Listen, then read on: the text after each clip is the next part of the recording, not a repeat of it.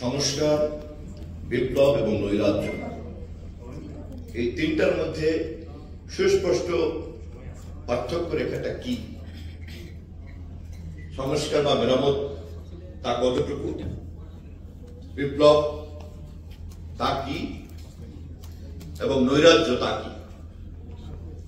এবং এই অপরিচ্ছন্নতার জায়গা থেকে একজন রাজনীতির ছাত্র হিসেবে আমার কাছে মনে হয় যে চলমান যে সমস্ত বিতর্কের অপ্রয়োজনীয় অংশটুকু তা কিন্তু এই তিনটি বিষয়ের খুব পরিষ্কার ধারণা না থাকার কারণে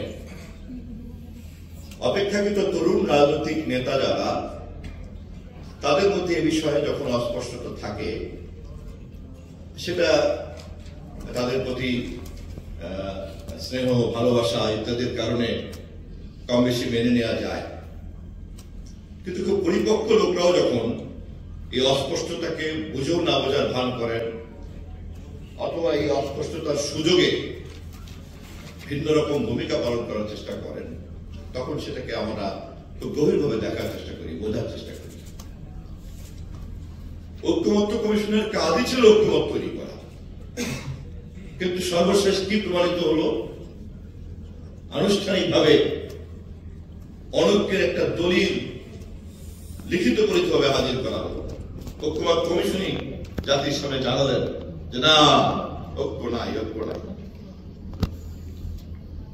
ঐক্যমত কমিশন যতটুকু ঐক্য করতে পারবে ততটুকুই তো তার কাজ, বাকিটা ঐক্যের জন্য চেষ্টার জন্য রেখে দিতে হবে।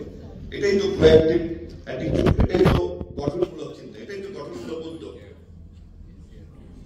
কিন্তু তা না করে যখন এরকম ভাবে হাজির করা হচ্ছে সিদ্ধান্তের নামে, তখন মূলত বিরোধে লিপ্ত হওয়ার জন্য একটা পরোক্ষ আহ্বান এবং একটা বিরোধের এজেন্ডাকে কিন্তু হাজির করা হয়।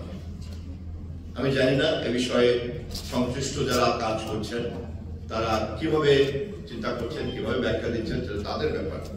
কিন্তু এটা খুব পরিষ্কার যে আজকে ঐক্যমত কমিশন সর্বশেষ যেভাবে প্রতিবেদনটি দিয়েছেন, আর ঐক্যমত কমিশনের কাজ যদি খুব দ্রুত ফুরিয়ে যেতে তারা বাধ্য হয়, কেউ কেউ যদি তার নির্ধারিত দায়িত্ব থেকে তাকে সরকার প্রত্যাহার করে নেয়, মেয়াদ ফুরিয়ে যায়, বাড়িতে ফিরে যেতে হয়, বিদেশে চলে যেতে হয়, সেটার কারণে তো ঐক্যমত প্রক্রিয়ার গঠনের কাজ নির্ধারিত হতে পারে না।